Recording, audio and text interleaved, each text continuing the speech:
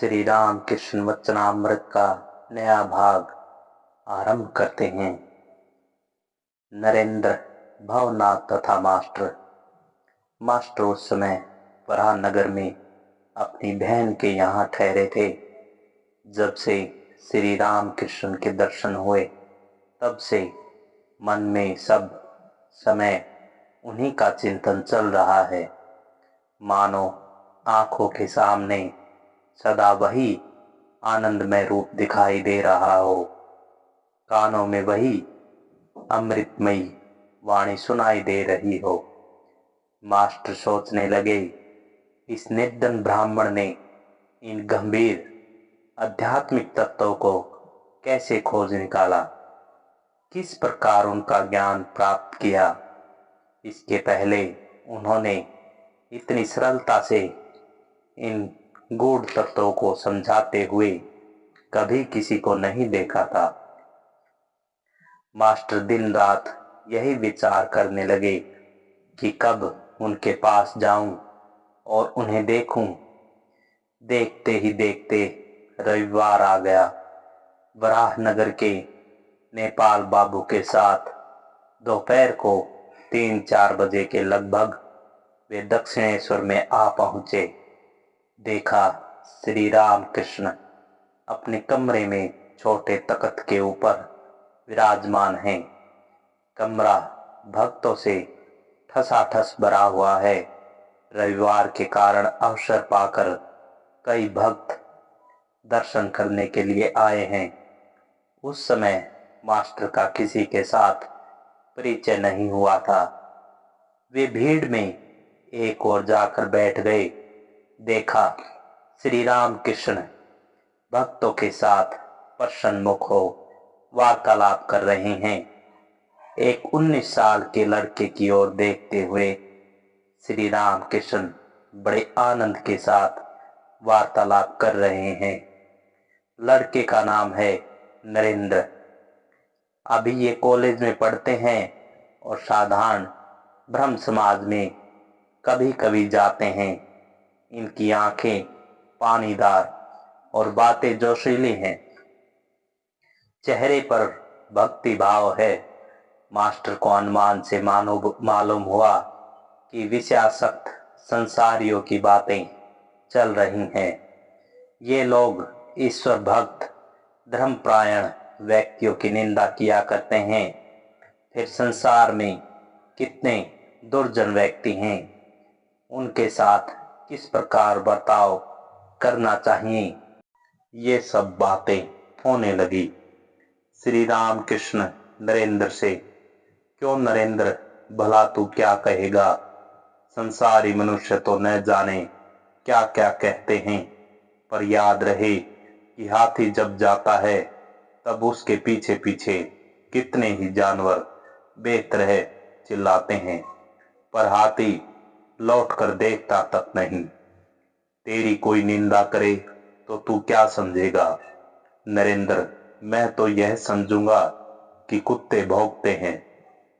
श्री राम कृष्ण साहस्य, अरे नहीं, यहां तक नहीं।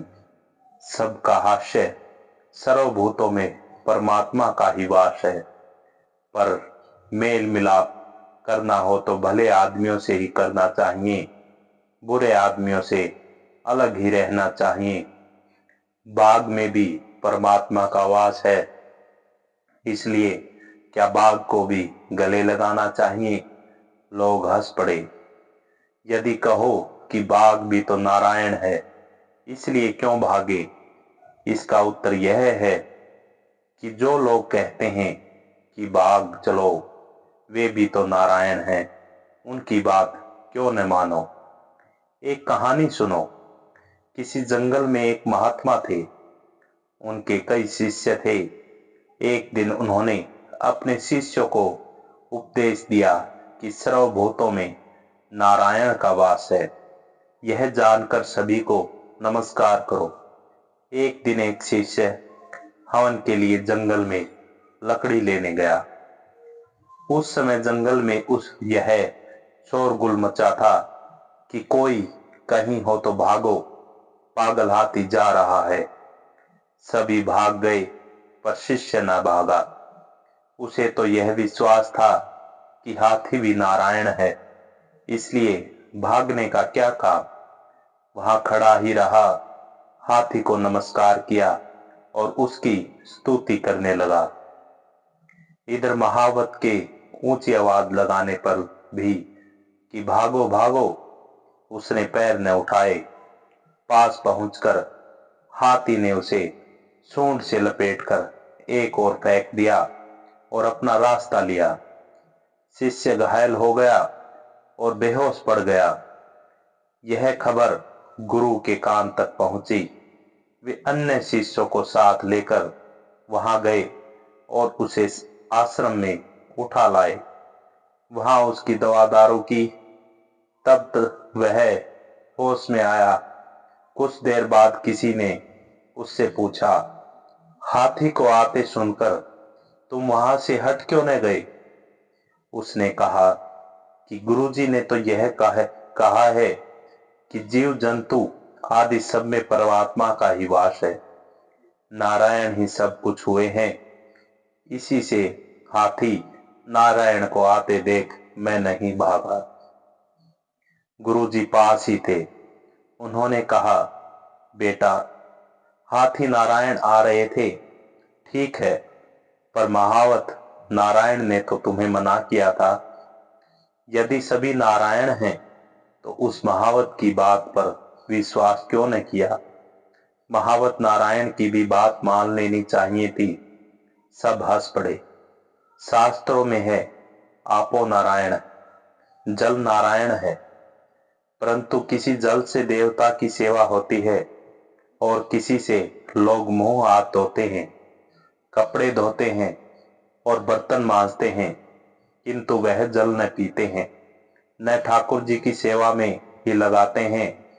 इसी प्रकार साधु असाधु, भक्त अभक्त, सभी के लिए हृदय में नारायण का वास है, किंतु असाधुओं अभक्तों से व्यवहार या अधिक खेल मेल नहीं चल सकता।